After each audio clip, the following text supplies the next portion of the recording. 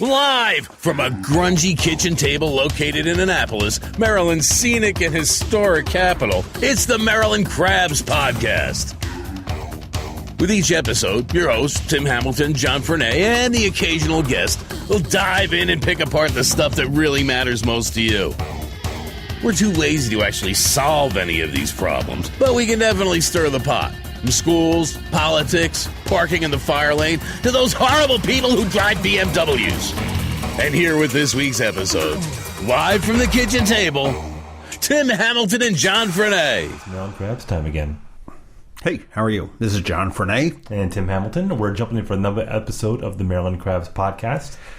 This episode, John went remote without me because they ditched me. We did. That's right, because we didn't want you to join us for lunch at Leeward Market. What'd you get anyway? Huh? They have good pizza. What'd you get?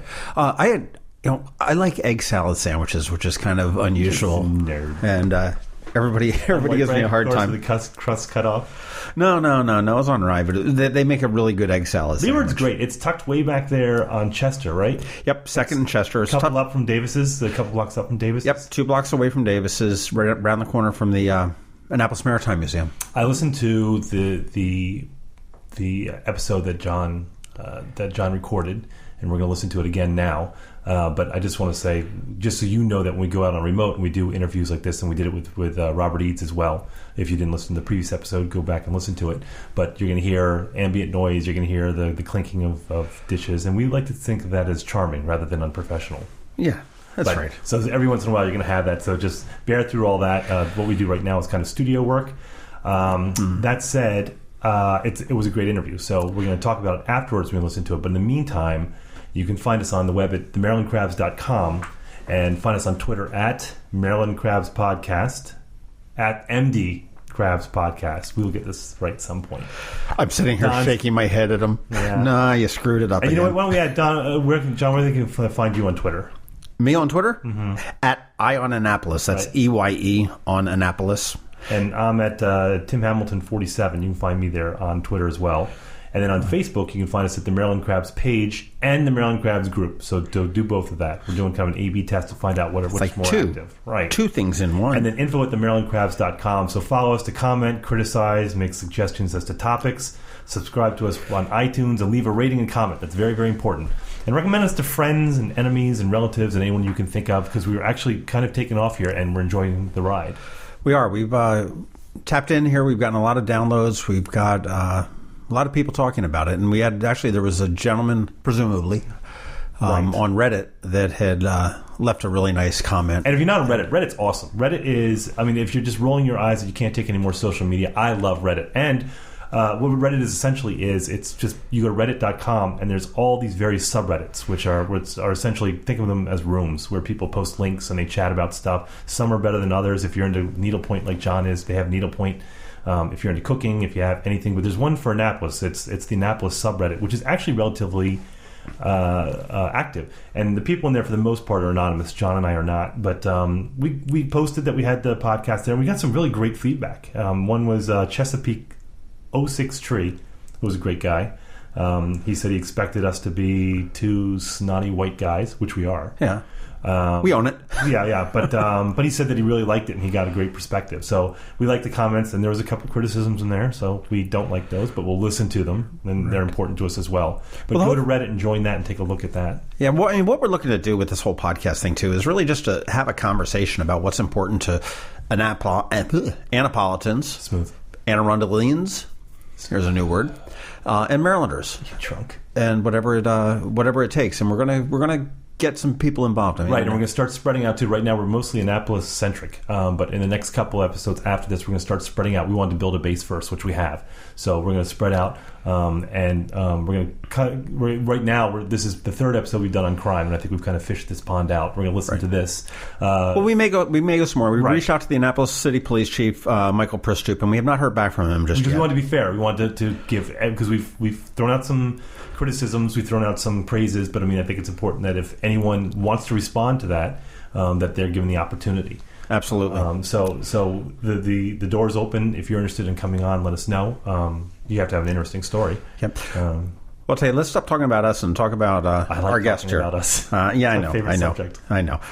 But anyhow, like Tim said, I went out and I met with Jessica Pachler, who lives right on the fringe of public housing, and she really corrected me on this in the interview. Yeah, I like that. About that she doesn't consider it the fringe, but physically her house is located right across the street from public housing.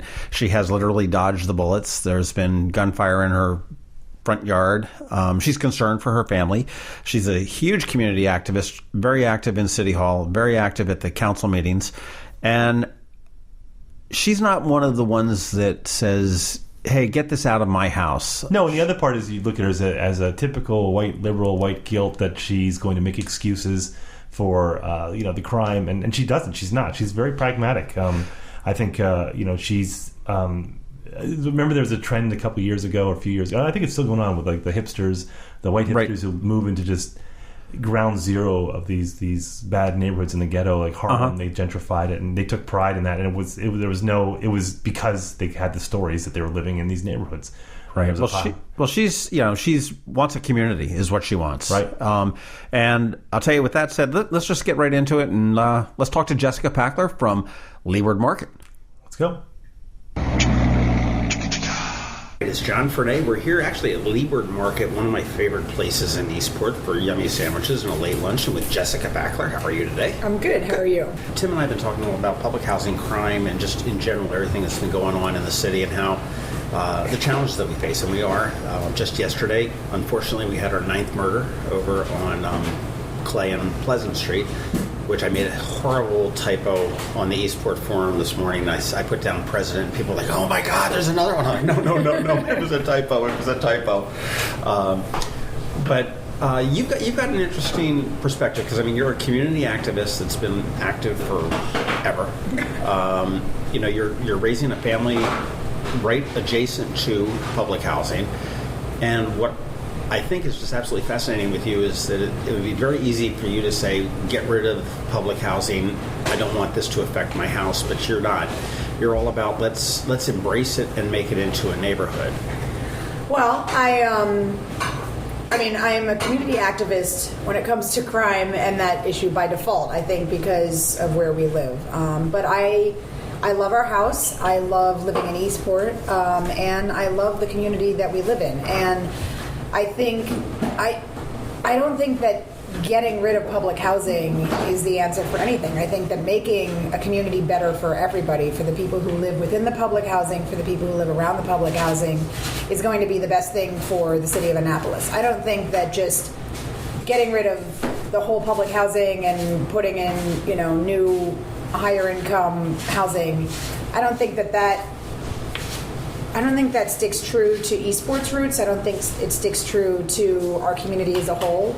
I mean, one of the reasons that my husband and I chose to live in Eastport, there have been many reasons over the years. We've been here for a long time, but has been the diversity. I wanted to live in a city environment. I mean, it's not DC, it's not New York, it's not a big city, but it certainly is a diverse community, more like you'd find in a city. And so, without a doubt, I mean, you've got high rent and low rent. Right. You've got black, you've got white, you've got working class and a white huge collar, Hispanic blue collar, community. Hispanics. You have it's a great mixed community, and you really within 5 blocks of my house on sort of either any way, you just have a really great combination of different people that live there, and it's awesome. And I love that aspect. I love that we have water that we can access and woods that my kids can climb and hike in, and people of all backgrounds, and a lot of times the whole discussion of crime and everything in Annapolis becomes a black and white issue, and it really, I think, is a socioeconomic issue, because obviously there are plenty of people who are African American that don't live in the public housing. There are plenty of poor people who are white or Hispanic that live around the public housing, and even within the public housing, though they're a minority for sure. But I think, I think that Eastport as a whole will be bettered by improving the residences and within the public housing, improving, most importantly, the safety. Because if you look at the whole background of public housing, the whole reason for it is to create an opportunity for people to work on moving themselves out of public housing, and to work in moving themselves into situations where they are able to rent a home or even purchase a home, which is the ideal. But if you're living in any situation where you're constantly afraid of crime, where you're constantly afraid of drug dealers or being shot, or your children playing outside, you can't succeed in that environment. Nobody can succeed in that environment. Well, now you've been in Eastport, and you're, like I say, right adjacent to Harbor House and Eastport Terrace. How long have you been there? 18? We've been there 17 years. 17 years. We moved there in what was the crime situation like back in 99 or 99? There's always been crime in public housing. We actually, the day after we signed our lease, somebody was shot. I can't remember now because it was so long ago. Welcome to the neighborhood. I don't remember whether they died or not. That's so horrible. I should remember. Outside of what used to be called Sankey's grocery store on Monroe Street. It's now called Portside Market. So there has always been crime, and it ebbs and it flows, and a lot of it, the ebb and flow. The ebb and flow obviously has to do with the external forces of the economy and drugs and that type of thing. But the ebb and flow also has to do with the management at HACA, and how. What role the board is taking, and what role the management is taking, and then also the policing from the Annapolis Police Department. It all sort of works in conjunction with each other as to what is the, what is causing the ebb and flow. Crime obviously. Let's jump back into HACA a little bit here, because boy, if you look up dysfunctional in the dictionary, I think you're going to say see HACA. To a point. They've had a hell of a time, and I wouldn't even say since Vince Leggett left, because it preceded Vince Leggett as well. Long before. I was looking up emails, going through emails the other day, trying to find an old email, because apparently I'm an email hoarder, and I have emails going back. I have emails going back to 2012 and even earlier. I think I had one even as 2009. Saying we need to switch this, we need to make some changes, we need to get some things changed.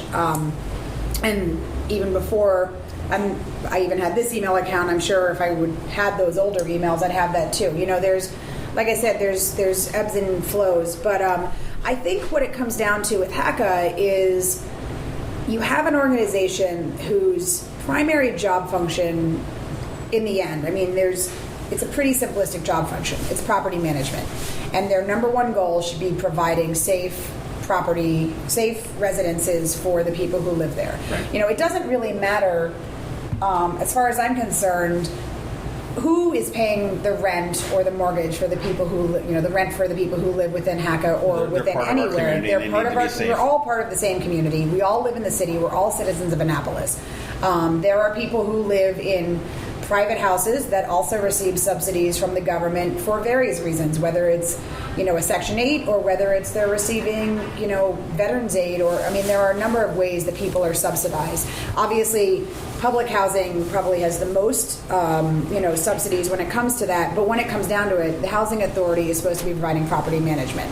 And just like at any other community, if you want to compare communities, and I've said this probably too many times, but you can look at Watergate. Harbor House and Watergate were built at the same time by the same developer.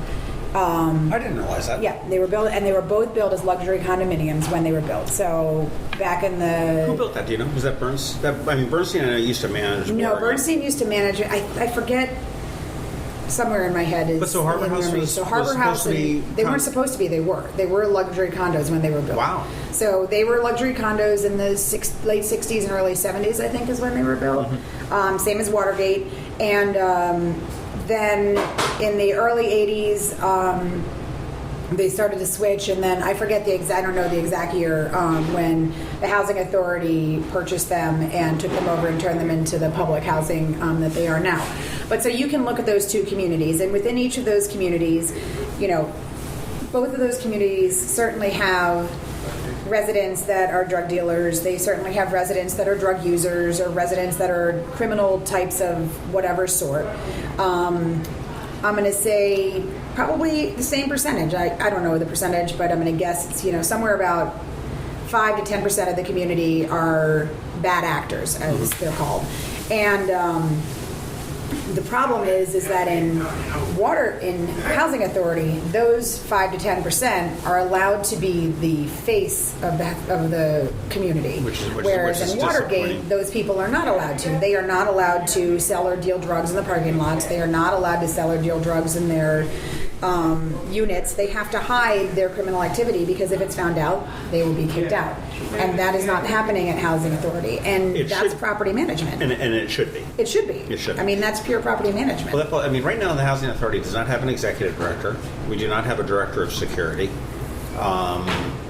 We're down a couple of people. I know there's a board member that was just filled at last night's council meeting, or submitted to be filled at last night's council meeting, which incidentally gives the mayor Mike Panelides, that gives him 4 seats on the council at this point, on their board, which is a 7-person board. I think so, yeah. So he's got a majority, and he does have another appointment coming up next year when that expires.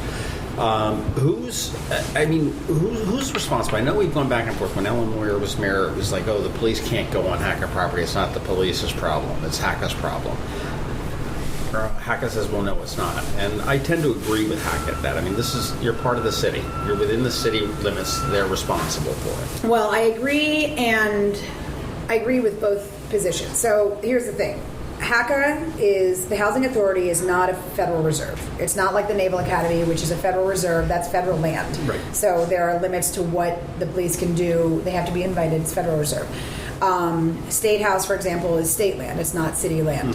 The Housing Authority it's public. It's private property that's owned by the Housing Authority, which is a quasi-public, nonprofit charter organization chartered by the state. So. And it's no different than Watergate. This is somebody owns the property, right? And they've hired a property manager to manage it. So, and the Housing Authority is the property manager, right. And they also own property. I think, from what I understand, I have not been able to get those records. I've tried in the past, and then I had another child. And I stopped trying. Got busy with something else. But so it is private property, and there are limits to what. Just like on our, your property and my property, the police just can't come onto my property and say and do what they want to do unless they think there's a problem. And they can only police things that are illegal. So a car that is parking on my property is only illegal if I have it posted no trespassing and no parking, and I say to the police, this car is illegally parked, please come and do something about it. It's the same on HACA property. So one of the problems that we have within the housing communities, and my experience obviously is mostly with Harbor House and Eastport Terrace, though I have friends that live in the other communities and have spent a lot of time just looking at all of this. But, so the police can't come. HACA needs to say, this car is parked, or we have now posted this non-trespassing. So in those emails that I found from 2012, 2013, there were requests to HACA. Chief Johnson was the head of HACA at the time, and to him and to Chief Pristoop to say, work together. Please come up with a posted no trespassing so that then the police can come in and they can do that type of thing. That never came to fruition. There are no trespassing signs. And that was starting to come to fruition with Melvin Colbert, wasn't it? Well, so what they were starting to do was parking stickers, which is another great way, because then it's not even a police thing. Then the housing community can just hire a regular tow truck company like Bowen's or one of the other companies. No different than Ward 1 parking. Ward 1 parking or Watergate or Annapolis Overlook or anywhere that they have, permitted parking. So everybody who lives in the property gets a sticker. Maybe they get a guest pass, and however many stickers it gets, and then the tow trucks can come through, and that can be a profit making center both for the towing company and for the organization, because they'll get a slice of the fees, which I've brought up, and but. So then they can come through and they're responsible for saying, okay, look, here's some. Because what happens in the communities is that the dealers have stash cars, and the stash cars have, and this is all public knowledge. They have drugs in them, and they, and people come in. And the other thing that is that a large majority of the crime that happens is not because of the people that live in the housing authority. I'm not saying that none of the people who live in the housing authority don't commit crimes. I'm not saying that none of the people that live in the housing communities, public housing communities, don't on occasion harbor criminals, whether on purpose or because it's a son or a grandson or a daughter that they don't know, which happens again in any community. It doesn't matter. Sure, who doesn't? It doesn't matter, right? You have your child, you have your grandchild. It happens. But if there was a way to eliminate people coming onto the properties, what it is that the housing authority properties have become safe havens for criminals. And so the people who want to live there safely and want to just live their lives and do the best that they can do are not able to, because criminals, whether coming from within or mostly coming from without, come onto the properties, commit their crimes, and create situations that aren't safe. So how do you fix that? Yeah, well, one thing that shocked me when we were talking to Robert Eades a couple of weeks ago, and I've always heard that the problem is not so much with the HACA residents or the people that are living there, it's the outsiders coming in. That's right. And I made a very naive, as I learned, assumption that this was the, for lack of a better word, the rich white kids from Severna Park coming down to score their drugs because all these HACA people had the drugs. But what Robert said, that what a lot of it is people from Washington or Baltimore that are actually dealing drugs are coming down and using HACA as their office, if you will, as opposed, and that's more of a problem than, yes, you do have the rich white kids coming down from Severna Park to buy their drugs so they know where they can do it and whatnot, but he said, and that's the problem. And then you get into this whole turf war thing, where you may have some bad players that are in HACA that say, hey, no, this is where I sell. Right. And now you've got some bad guy from D.C. that's saying, hey, no, this is where, I'm selling here now. And then you get gunfire coming. Right. And that just absolutely shocked me. I just didn't even really consider that one. Yeah, I mean, that's the thing. It's been a safe haven. It's a safe haven for people to come and deal and sell drugs and buy drugs. And then, as it gets worse in any one community, it goes out to the outlying communities, because then people that are then coming in to buy the drugs, they need money, so then they start robbing houses or breaking into cars, and it becomes a larger community problem. And unfortunately, within the city, it only ever comes to the forefront when that happens, when crime starts to increase in the surrounding community, because otherwise it's sort of easy to ignore, because the people who make the decisions aren't living there. They're not living on President Street. They're not living on Tyler Avenue. They're not living within the community, so it's not really affecting them until their constituents start calling and saying, wait a second, we are being affected. Now it is, sure. Well, I mean, I was robbed twice last year, and right. I mean, I'm not immediately adjacent to public housing, but I've got Ben's Drive is a very short walk from where I am. So, but yeah, no, I mean, and we've also that's an important part. It's not just public housing. It's the low income communities across the board, though the majority of and. In the lower income communities that are not public housing, that's where the police have more of a say, because it's not a swath of HACA-owned land. It's more public. There's public drives and that type of thing. But those are also the communities that, when they've gone into public-private partnerships, have seemed to do better, because they have security and because they have, they are doing a better job at managing their properties. There's probably room for improvement there. Well, I mean, we also talked about community policing, and we're going to try to get in touch with Chief Pristoop, which he hasn't returned our call just yet. But community policing, to me, seems to be a no-brainer for me. And my neighborhood is not public housing, but I think you have the same cop coming in. Maybe he's driving through one day, maybe he's riding his bike the next day, maybe he's walking down twirling the nightstick. Right. I jokingly said, if you want to stop crime in my neighborhood, give the mailman a badge and a gun, because he knows who's there, who's coming, who belongs, who doesn't, and how long they're gone for. And I think that's got to have so much benefit. But I've heard that there's this pushback from the city police to not go for that. Robert Eades said that he also seems to think that's the solution. You get a cop in there that knows the kids, they know how they're coming in, they know who's the good guys and who belongs. In Eastport, we were supposed to have that. We have the NET team, which is the Neighborhood Enforcement Team, I think is the acronym for NET.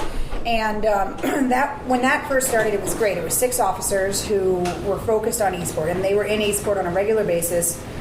And the whole point of that program was that they were supposed to be out on the beat, walking around, getting to know people, because there's a big problem. There's a big problem, really, in any part, and it's not just in Annapolis. It's any problem, any community where there's a crime problem, when there were drug dealers and that type of thing, is that you don't want to get yourself in trouble by snitching, basically. Right. You don't want to snitch. And so in a community where you have police that are walking around and you have a chance to get to know the police on a one-to-one basis, it's a lot easier if they're there all the time and they're walking around to be able to say, hey, Officer Joe, my next door neighbor is, I think he's dealing PCP, or I think he's smoking PCP, or, doing heroin or whatever. As opposed to taking the initiative to call the police or to go down or to right, because you take the initiative, who knows, there's this fear that somebody's going to find out. And I mean, I have that fear. I have that fear, just talking about this in general, but at the same time, I can't not talk about it because I'm raising my family in the community and I love Eastport and I want to be able to continue living there. Well, I know when my naivete showed about 7 years ago, I was driving down Compromise Street and there was 2 kids, young teens, maybe like 11 to 12, 13, beating the hell out of each other in the playground.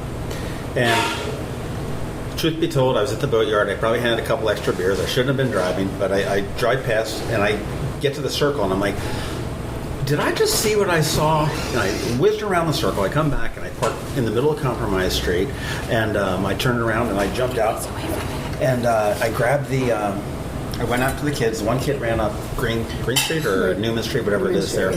I chased after him. My girlfriend at the time, she was there seeing this kid is bloody in the face. There was a 2x4 thing laying there. There was another paramedic that was off duty that ran with me to chase him. We got the guy back. We get back there. The police were there at the time, and we're telling them what we saw and everything else. And they bring the kids, and I said to the kid that's bloody and bleeding, he says, "What happened?" He says, "Oh man, not much. We're just messing around." And I'm like, "What the hell is that?"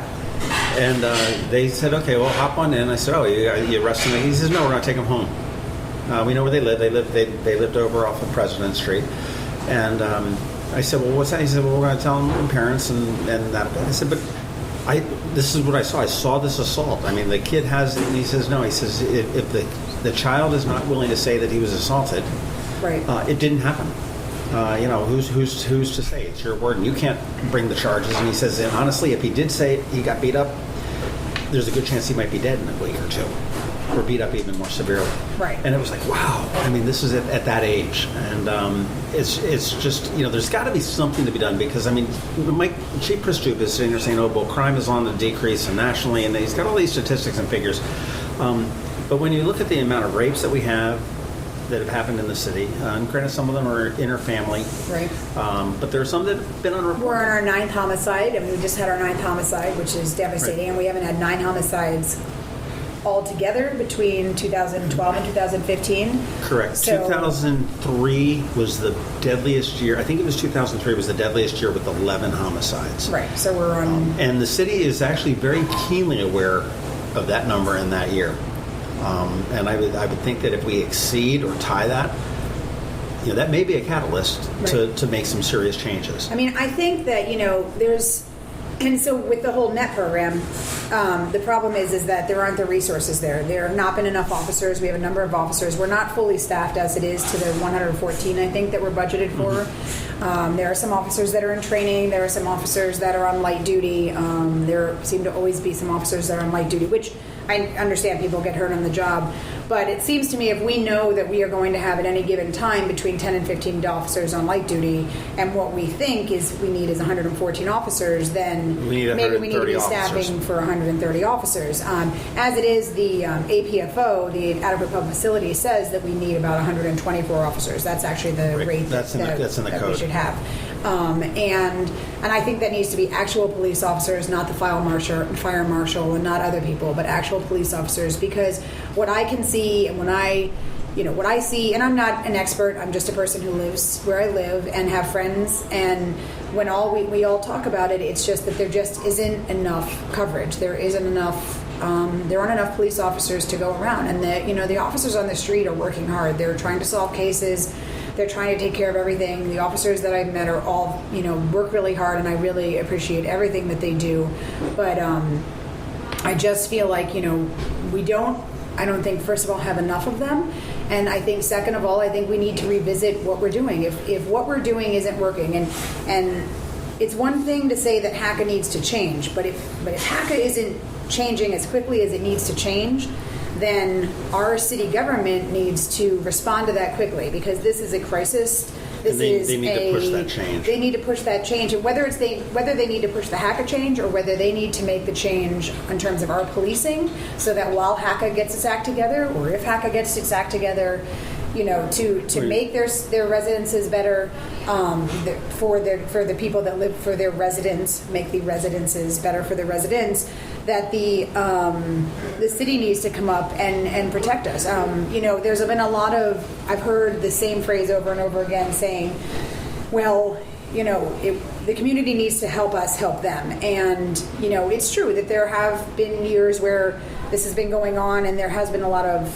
reticence from the people who live within public housing to step forth and say something. But 2 weeks ago at the city council meeting, how many people came out and said something? How many people came out and showed support? And it was the head of the Residents Association, the head of the Residents Association at Eastport, representatives from every community, representatives from all the different communities, saying, please help us. We are here. Work with us.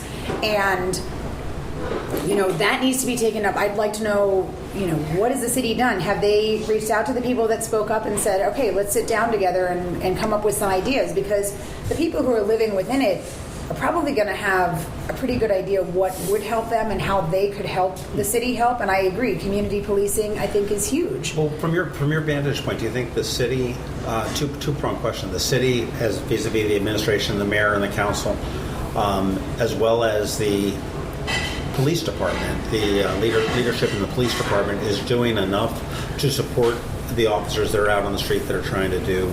I think that more can always be done. I think that the administration is actually, I think the administration currently gets a bad rap because of what's going on, but is more proactive towards making change than previous administrations. Just in my experience with response and and seeing what's happening and seeing some of the changes that have been made, I think they are more proactive. But I think the administration of the police department needs to be more proactive. I think they tend to be reactive. We hear all the time that according to statistics, crime is great in Annapolis, and we shouldn't have to worry about that. The crime is targeted.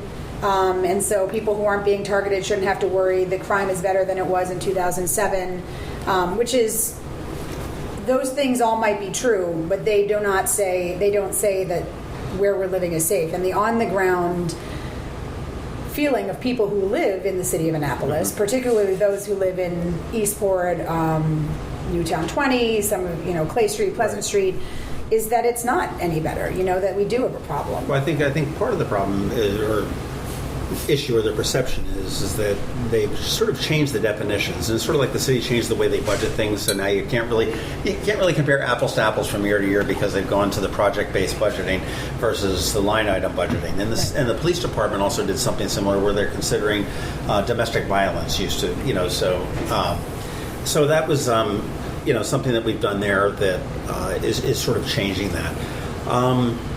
I think it's a great insight that you've got. You're living on the fringe of public housing. You're in the crossfire, literally. You're keeping your children safe.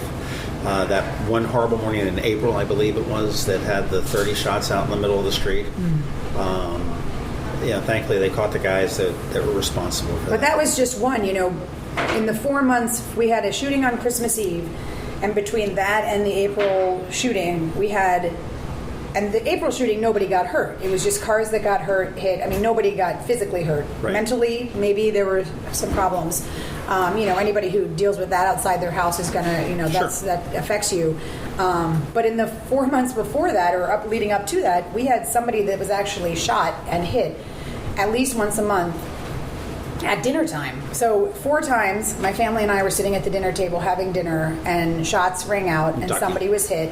And, this is in the middle of the night. This isn't, and that's a problem. And it wasn't until the 32 shots were fired when no one was hit that really there was an impetus for change. And I mean, if that's what it takes to get it, as long as there's impetus for change, but it saddens me and it upsets me that it wasn't the very first person that was shot back in December of this, this ongoing thing.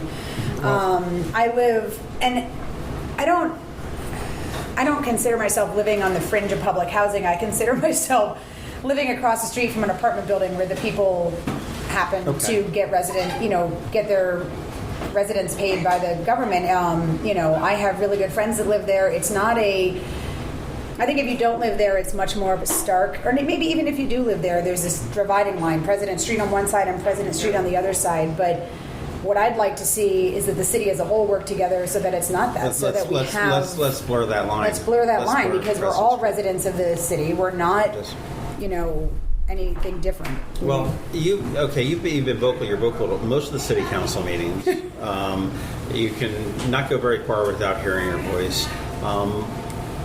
Running for alderman? Any chance? Any thought? Desire? I have a small ward within my house of people that I need to manage. Right. So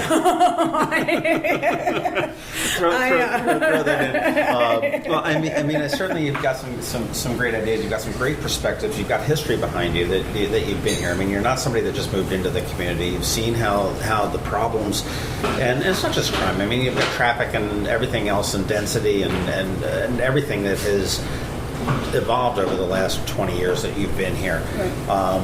You've got your finger on the pulse of the community. You are the producer for the Eastport Rockin'. I am producer. When's that going to be? June 17th. June 17th. Tickets on sale when?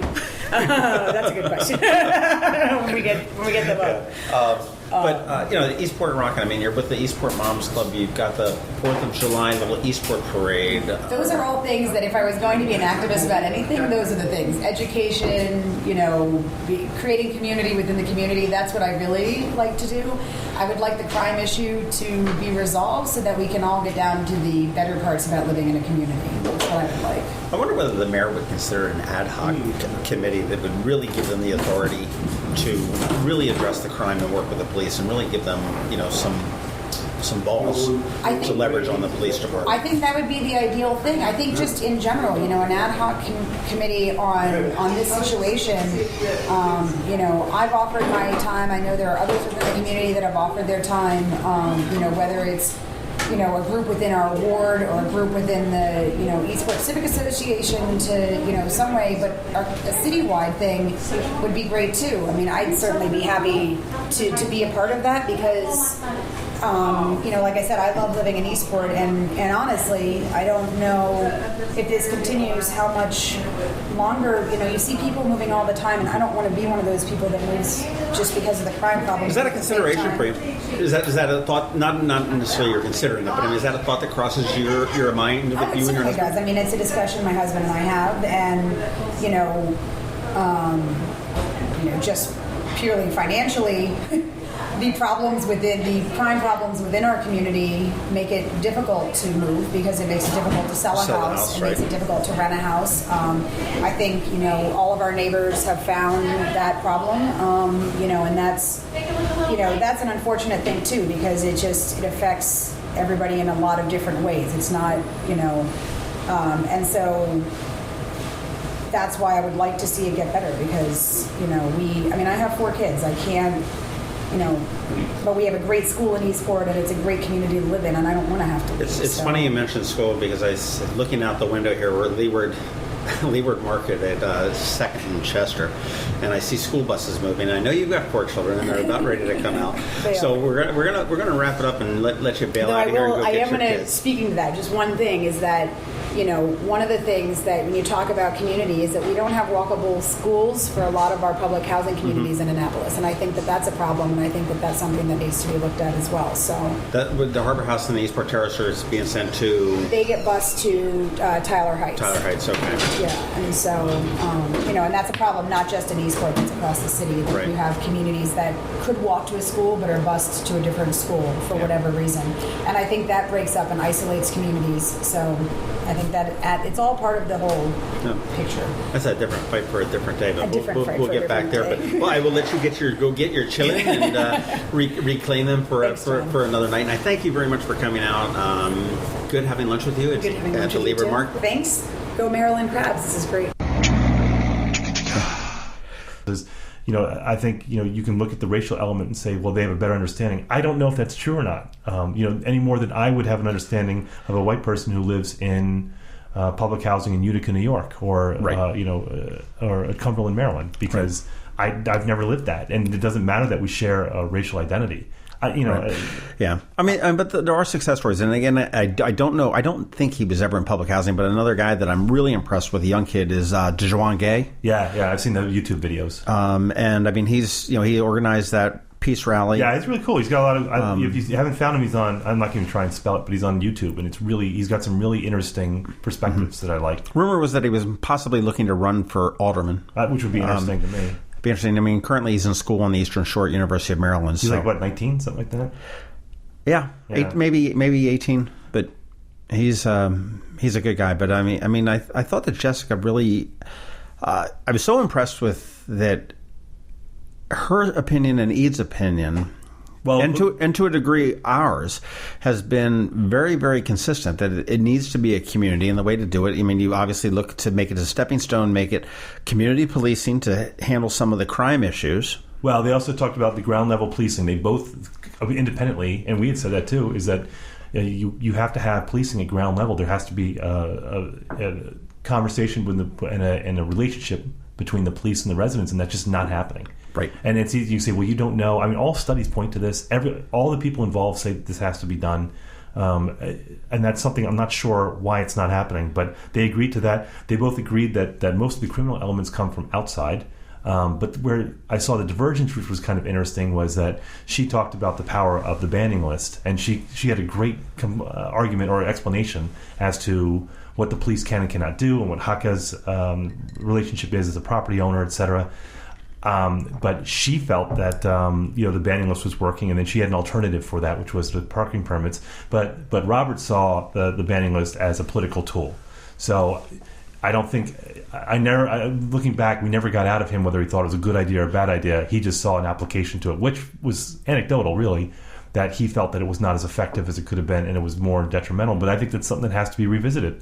Because you do have people from outside the community who are coming in, and they're really ruining the lives of people who live there. Forget the people in Eastport, the people who live in those areas. Because if you think about it, there's not a whole lot of overlap between the criminal element in Eastport or in public housing and the residents of Eastport. Sure, you got the gunshots, you got the guns, but I mean, that's just a location-based thing. Yeah, because that's where it is. I think it's black on black crime that's occurring mostly. So I don't think that people are going, we're under siege. I think the people who live in public housing are under siege. As well, absolutely. I mean, primarily. I don't. The majority of the people that live in public housing are good, law-abiding people that want to be there. They would love to get out. Maybe their lot in life or their lot in life currently precludes them from doing that. But the vast majority are not drug dealers and gun shooters and all of that. Exactly, and it's hard. It's easy to stereotype that. It really is. I had a long talk with my kids about that last night when they were asking about Black Lives Matter and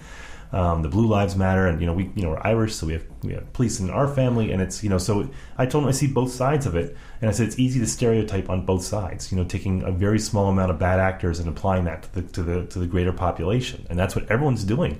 That's what Facebook's doing, and that's what the Capitol's doing in the comments, is that everybody's taking the minority actors, the bad actors in a group, and they're holding them up as the typical representative of that group, and that's where the danger. We can't have a nuanced conversation anymore. Everything's black and white. There's absolutely no nuance, and that's what drives me crazy. That's wrong. I mean, we've got I may have a crack dealer, a heroin dealer living next door to me in a white neighborhood just as easily as somebody in public housing might have. But Jess said something, and I listened to it a couple times, to be honest with you, and Jess said something that was interesting. And Robert said something that was interesting, and I think she looked at HACA and kind of laid and said that it was pretty much the leadership. Definitely, Robert thought there was HACA. You and I have talked about that. I'm going to say this. This is where I'm supposed to say this is a combination of issues, a combination of factors. It's very complex. I don't think it's complex. I think that almost all the fault lies in HACA, almost all of it in the board. I think that. Well, the board's not. I don't think the board's not giving them the direction that they need, and they do need money. They need. I mean, face it, you need money to execute a lot of this stuff. So whether it be security, whether it be repairs, whether it be cleaning, whatever. And a wrench was thrown into the works, and we briefly discussed it. That they've got. They fired their security people, the director of security. They fired the guards that they had at Newtown 20, and the mayor has just now appointed on Monday night appointed a new person to the board. Yeah, I guess. Well, it was by John Dillon. So he now has control, if you will. He will be, but assuming that he's with that confirmation, he will have control, if you will, of that HACA board. Well, then it's on his feet at that point. But someone's got to do something because there's absolutely no transparency when it comes to HACA. I think we discussed this before. Is that the mayor makes appointments. Then it's hands off. Then they're confirmed by the city council, and then he has no power. No one has any power over them, and they can operate as they are now with no explanation to. And they owe that to the taxpayers, and they owe that to the residents, and they owe that to the people in Eastport. But I mean, this really bothers me. Why did they fire the head of security? They said they were going a different direction. Well, what the hell's that direction? No one knows. Right. I will say this, and Finlay Rhonda Pindell Charles. I'm just stumbling over that every time. She wrote a scathing column in the Capitol a few weeks ago that I found shocking. That she was pointing fingers around her that there's something wrong with HACA and that what's going on. I have no idea. Well, you're supposed to know that. You're an elected official, and if you don't know it, who else is going to know it? But I know that every time that HACA comes in to give their quarterly report, it's nothing but hand-holding. No, there's not. There's nothing to see here. Move on. Alderman Littman is the only one who I've ever seen even come close to taking them to task when it comes to financial management or to decisions made by HACA. But I mean, at the end, it's just I see these beaming smiles and go, "Good job, thank you. We appreciate you coming out." I'd like to see a firestorm and say, "What the hell are you people doing? What are you doing with this money? What is your plan? What is your goals? What are the programs you're putting together? What are your metrics by which you measure success? Where do you want to be in 5 years?" I mean, I don't hear any of this. These reports are fluff. They're all fluff, and generally they're all spins. By the way, right? These are. I mean, we just came out. I guess they mismanaged $400,000. But I didn't see any fireworks about that. I didn't see any columns in the paper. No, I'm also hearing that there's a second audit coming down from HUD on them as well. But so I'm saying this. So everything's a management problem. Wherever you go, if you get a bad meal at a restaurant, if someone screws up your car rental, it's a management problem. This is a management problem. And I'm not going to do the easy thing and point at the mayor, who, by the way, I think has done more to move forward on public housing than any mayor in recent memory. Absolutely, we're happy with the status quo. But there you go, Mayor Panelides. Yeah, take your kudo, take your bow right now. I'm not saying we've made any progress, but he's taken a lot of bold moves. And I don't think he can lose for winning. That if he makes a bold move, all of a sudden, he's looking to eliminate public housing, and I don't know what he's planning on doing. Well, it's funny you mentioned that because after they fired Mr. Brown, who was the head of security, I got a text from Robert Eades, and this was after we had spoken with him. And he says, "Okay, I'll go on record right now. I know exactly what the city is doing." Now, this is a little bit conspiratorial, which is about par for the course for all three of us. But he was saying that you let it degenerate to the point where the city is going to have to sit there, and it could be both crime-wise or it could be financial-wise if there is another audit coming down from HUD. If HUD comes down and says, "Hey, we're not doing anything for this," what's the city going to do? These are residents of the city. They're voters. They're entitled. Is the city going to come in? But Eades was saying, he says, no, the city is going to come in and they're going to run it. I'm not buying it. I think I think it comes down to when you're looking at governmental management and something like this happens, it is either going to be incompetence or it's going to be conspiracy. And I just don't. To be honest with you, I don't think that anyone, nothing against the city leadership.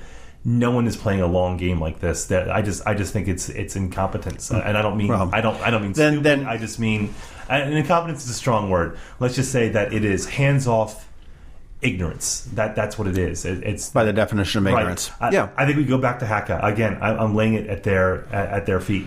I think that the whole thing has to be restructured. I think that someone needs to hold them accountable, and they have to have power to do that. Well, I will say that maybe Eades, not quite to the degree that he believes, bulldozers coming in and making big white mansions for big white people, but to turn around and say, let it get to the point. Maybe it is the audit. Maybe it is the crime that comes up where the city. Maybe it is the incompetence or the ignorance that you're talking about. That the city comes out and says, okay, enough of this bullshit.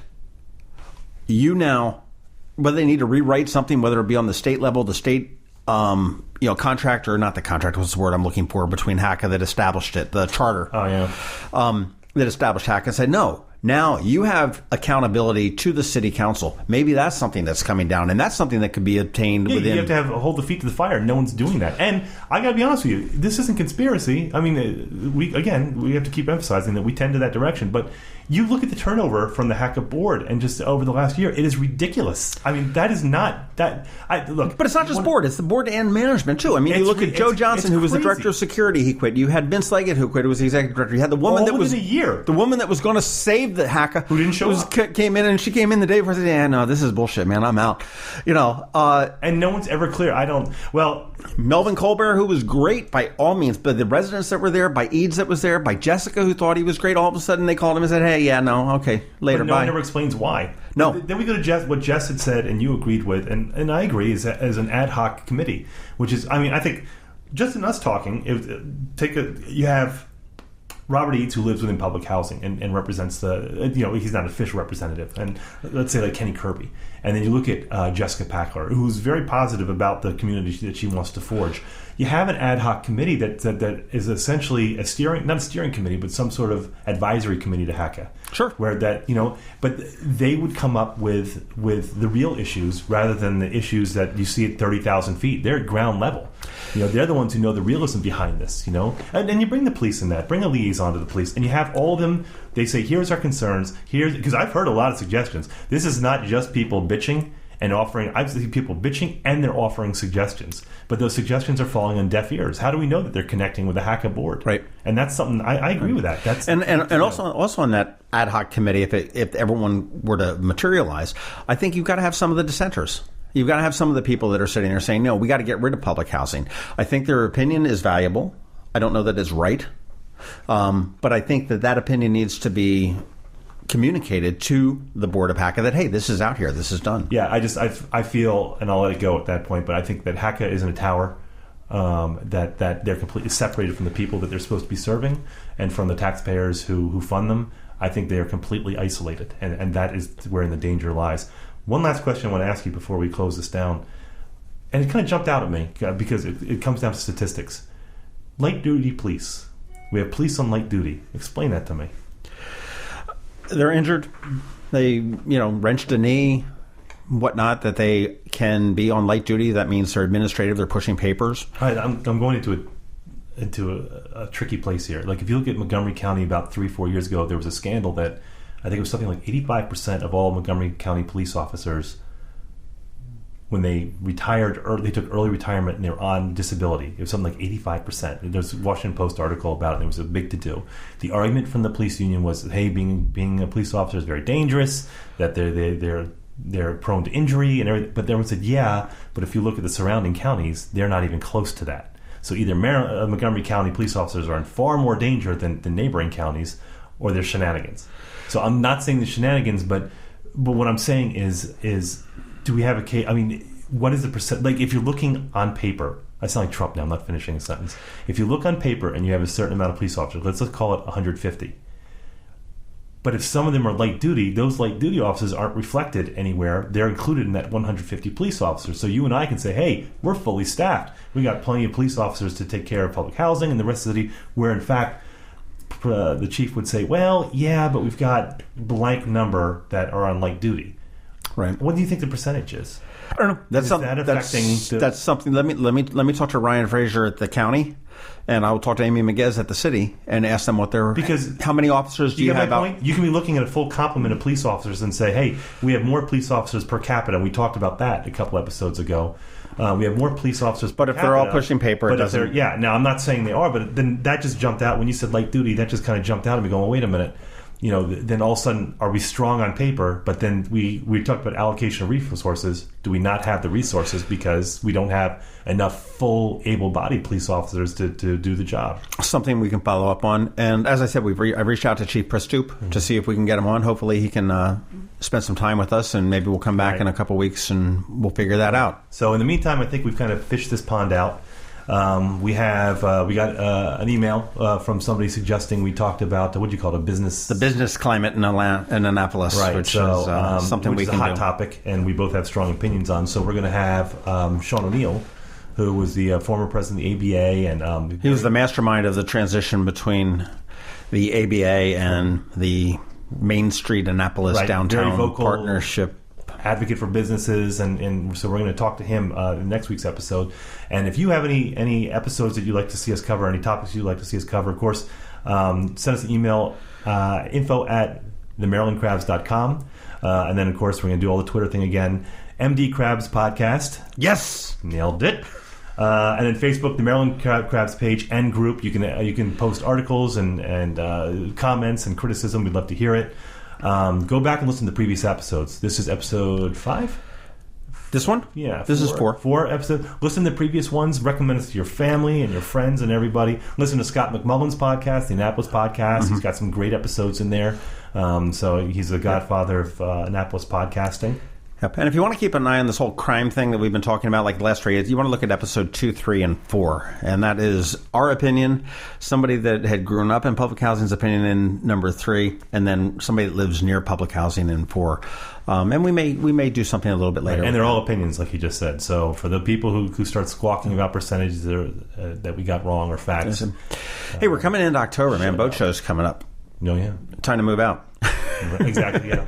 All residents stay in your house. Don't go out. We done? I think we're done. Okay, so again, go back, listen to previous episodes. iTunes, we want some lots of stars, lots of reviews. And next week, Sean O'Neill from former president of the ABA. Absolutely. All right, see you later. This has been the Maryland Crabs Podcast with Tim Hamilton and John Fernay. Sure to follow them in all the regular places, Facebook, Twitter, YouTube, and online at themarylandcrabs.com. Take a moment to rate us on iTunes. Now, get the hell out of my kitchen. Seriously, go! You're still here? It's over. Go home.